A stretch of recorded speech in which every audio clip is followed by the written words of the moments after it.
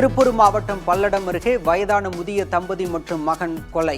நகை மற்றும் பணத்திற்காக நடந்ததா, வேறு காரணமா என காவல்துறையினர் தீவிர விசாரணை.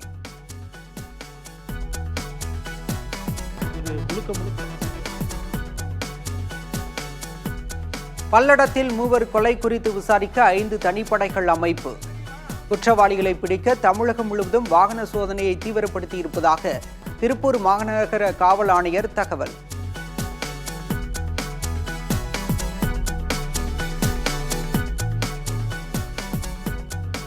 திமுக ஆட்சியில் குற்றவாளிகளுக்கு துளியும் பயமில்லாத சூழல் நிலவுகிறது. பல்லடம் அருகே நடந்த மூவர் கொலையை சுட்டிக்காட்டி சட்டமன்ற எதிர்க்கட்சித் தலைவர் EPS விமர்சனம்.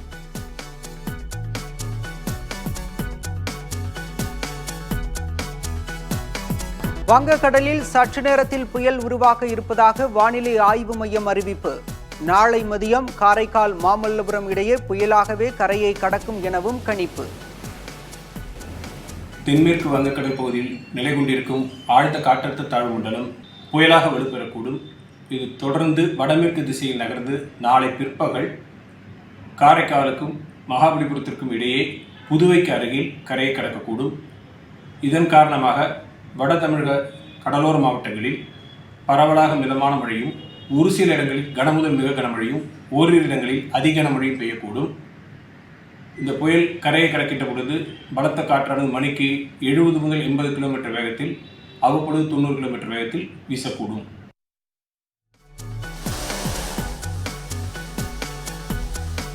சென்னை, காஞ்சிபுரம், செங்கல்பட்டு, திருவள்ளூரில் அதி கனமழைக்கு வாய்ப்பு. புயல் கரையை கடக்கும்போது மணிக்கு 90 கிலோமீட்டர் வேகத்தில் காற்று வீசும் என்றும் வானிலை ஆய்வு மையம் தகவல்.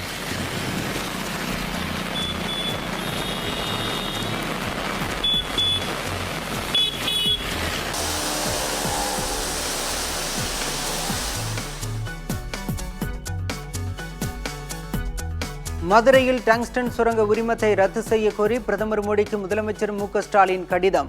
சுரங்கத்தை தமிழக அரசு ஒருபோதும் அனுமதிக்காது எனவும் திட்டவட்டம்.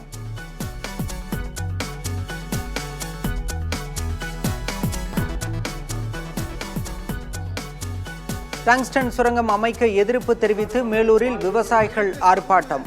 அமைச்சர் மூர்த்தி நடத்திய பேச்சுவார்த்தையை தொடர்ந்து போராட்டம் வாபஸ். மேலூர் பொதுமக்கள் மத்தியில் விவசாய சங்கமாக இருந்தாலும் வர்த்தக சங்கமாக இருந்தாலும் அனைத்து கட்சிகளுடைய சார்பிலையும் மேலூர் பகுதிக்கு நிச்சயமாக வருவதற்கு ஒருபோதும் அனுமதிக்க மாட்டோம் அப்படின்ற உத்தரவாதத்தை தந்திருக்கிறோம்.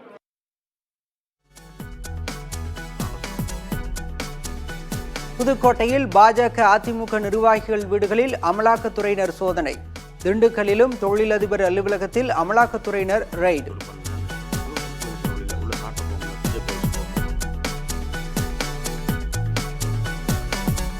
வணிக கட்டடங்களுக்கான வாடகை மீது 18 விழுக்காடு GST வரி விதிக்க எதிர்ப்பு.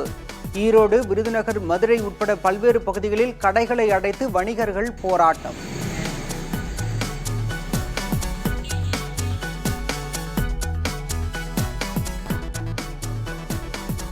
மீண்டும் உயரத் தொடங்கியது தங்கம் விலை. சென்னையில் சவரனுக்கு 560 ரூபாய் அதிகரித்து 57,280 ரூபாய்க்கு விற்பனை.